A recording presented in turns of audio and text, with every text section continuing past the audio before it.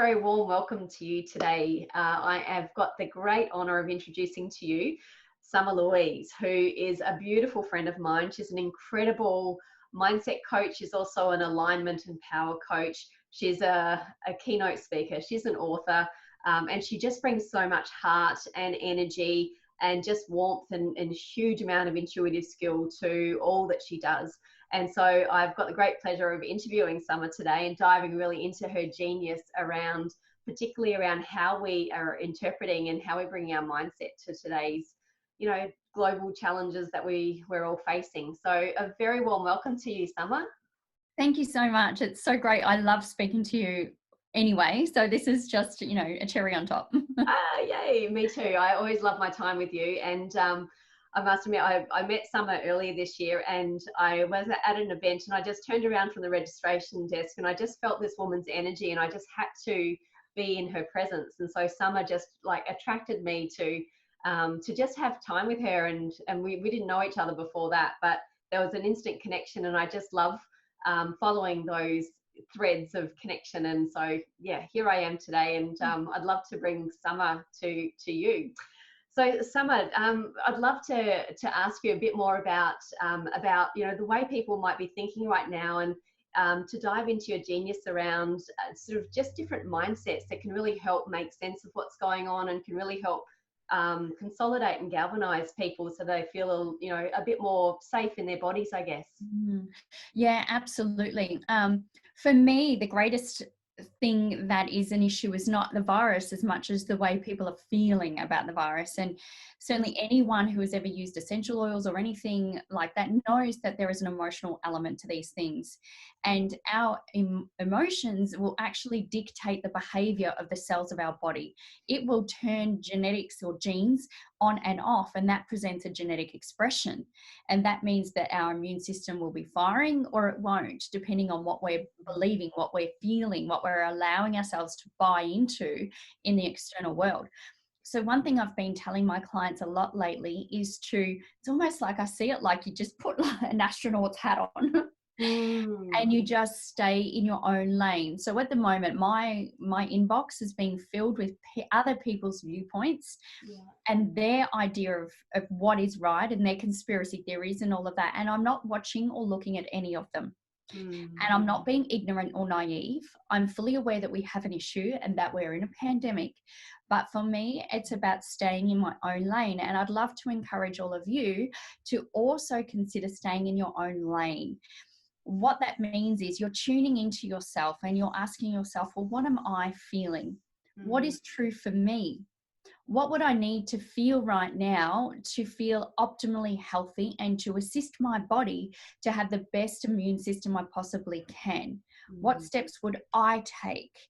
And really come back to that personal alignment within you. Now, if you're struggling to do that, step one is to sit and breathe and get yourself back into your body. What we're actually having right now is a massive experience of everybody looking on the outside. But it has never been a better time to come back within you and find out what you're all about and become embodied within you. Now, last night was a great example. I had a beautiful session with a friend of mine where he was taking me through a process of getting in tune with my heart space. And it's, very scientifically proven, the heart coherence with heart math, getting back in contact with that coherent space in your heart. And simply by focusing on your breath and feeling that breath within your body, and then tuning into what it feels like to be in tune with your heart. And as soon as I did that, I felt like a clicking feeling when I felt like I just clicked back into my body. And suddenly I could feel my feet and my legs and my abdomen, and I could really sense every aspect of myself. And I knew that I was back. Yeah. And given at the moment I've been really busy, so it's very easy when you're busy or stressed to disembody. Yes. And out here floating around, and you feel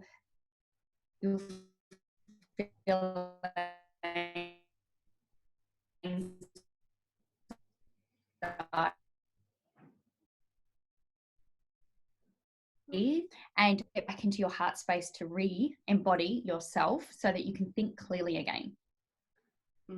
Awesome. Now, I don't know if it's your internet or my internet. It's just gone a little bit. Can we rewind 1 minute? And Yeah, it was just absolutely. breaking up a little bit. So that would be great. Okay, so do you know what bit you want me to go back to? It was about like when that sort of, when you start getting into the dissociative state, what do you do? Okay. So if you're feeling yourself being separated and being overwhelmed by what's going on outside of you and you're not embodied, it's really, really important to go back into your heart space by, number one, sit down, take some breaths, really start to focus in on what it feels like to breathe deep into the lower belly, expand the lungs and breathe out, and do that numerous times. It's one thing you have absolute control over is your breath.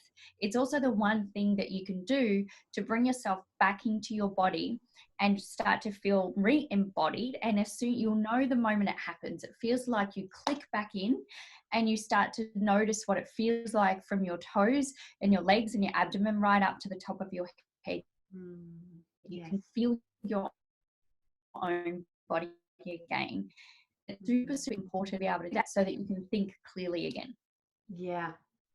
Yeah, that's beautiful. That's such a beautiful way to get back in your body. And that breath just is like this, beautiful funnel to get you back into that associated state where you're back in your body and you're back into your heart space as well. So Yeah, absolutely. And it's talking about the nervous system. It's the one thing that you can do very quickly in any, well, we're all stuck at home at the moment, but you might have the news on, probably the worst thing we could be watching right now when it comes to fear and managing anxiety.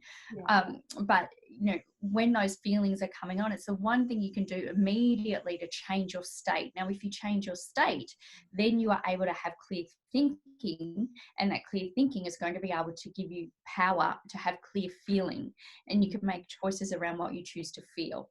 That then is going to send messages to the cells of the body. Your cells will begin to be reprogrammed and you will start to feel better. But you will notice the change when you can start to feel your body again and your thoughts actually slow down. Whereas before it's very, very fast, very anxiety driven, high beta kind of thinking, and you'll start to move down into the calmer, more clear, present thinking. Beautiful. How do you choose how you want to feel? How do you get up in the day, Summer? Like how does this look like in a day for you?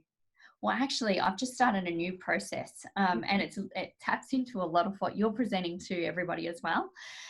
So I now will get up, and my favorite thing to do is meditate. That would be my ideal, but it's not possible for me every single day. So I've got a dog, I need to walk it and things like that. And if I'm limited for time, I'll combine the two.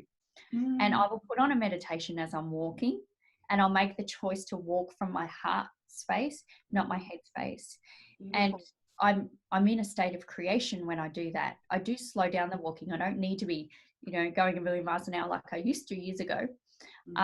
So I really enjoy and focus on being present.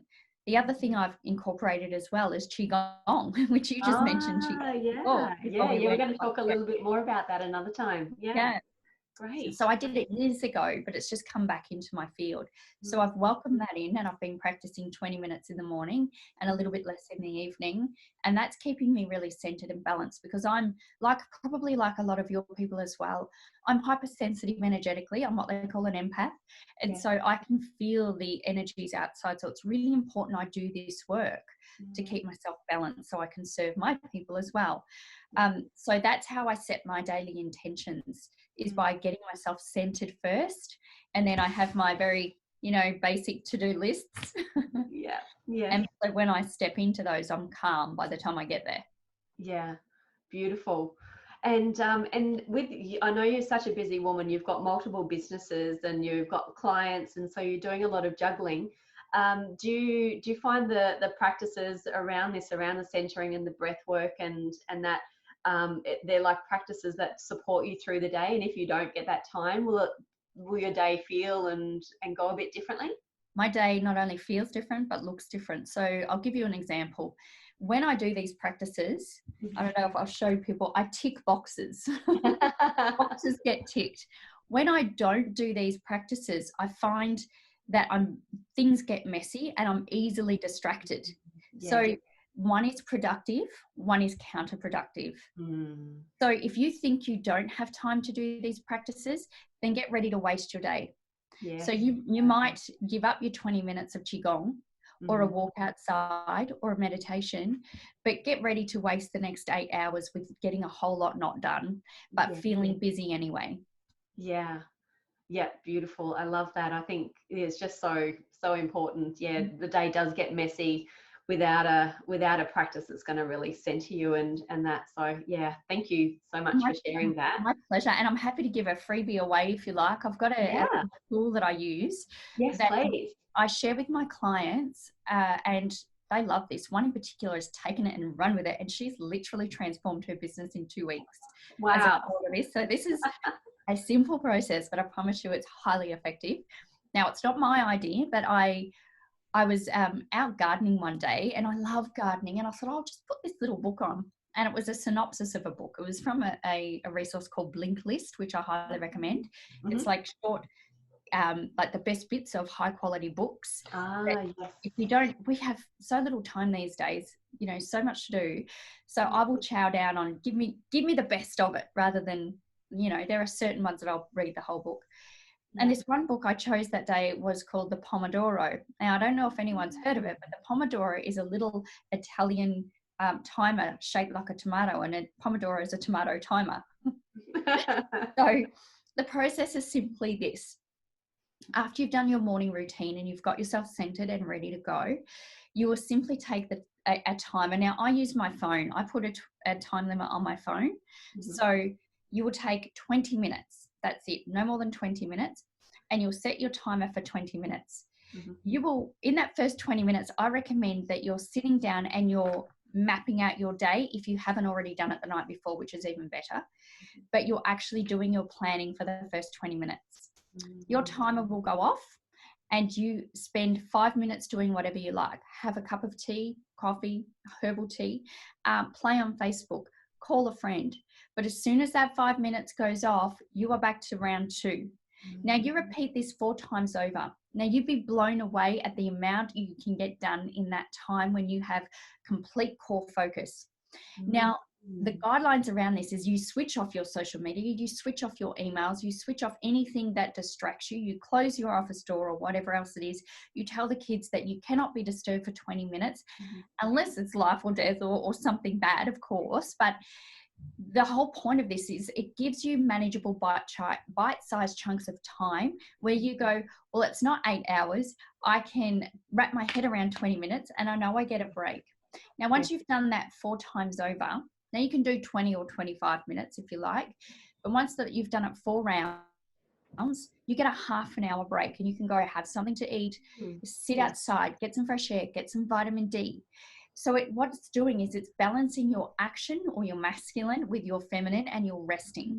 I love this. Yeah. What a great suggestion. What a great tip to be able to be productive but be very well rested. And I love it. What a great hit. Well, I guarantee you'll get more done in far less time, and which means you're going to have more free time, and you'll also be feeling a lot more accomplished, which means that you've got a greater sense of self, which improves your self-esteem, which then improves your immune system and your health. And it gives you the evidence you need to keep taking this behavior. Wow. That's great. It's like a win-win-win. It's just going to do so many things. Yeah, it really. I mean, I'm only human. I sometimes forget to do it. But when I'm getting messy, I go, oh, hang on a minute. Pomodoro, I've got to implement that again. Yeah, I love that. And it's such a great thing because I think a lot of people have moved maybe an office space or a more structured way of working, and suddenly they're home amongst, you know, their kitchen and their kids and all their like weekend kind of a space. And it's like, what now? Like, I'm not really there. So I love that you've been able to bring that kind of structure, but it's not a daunting structure. It actually has fun built into it, and it's sort of being able to have those moments of rest as well as the moments of activity. What a great balance. I love that. Exactly. It really just grabs hold of that whole essence of focus and allows you to master it and apply it to what you're doing. I love that. Thank you so much, Summer. Well, thank you very, very much for your time. Is there any other parting, pearls of wisdom that you feel called to share? Just be present, and please at this point in time in the world, this has never been experienced or seen. I'd really love people to start looking at what perspective do they need to take in order to feel as though this is working for them, not against them. Oh, I love that. Yeah, that's a beautiful, beautiful concept to leave everyone with. It's just such an important thing. And it's one of the biggest mindset gifts I think people could take on board. That's Absolutely. beautiful. Yeah, I truly believe everything is always working for us. I've been through plenty of traumas in my life, but there has never been a trauma I haven't gained something incredible out of. Yeah, beautiful.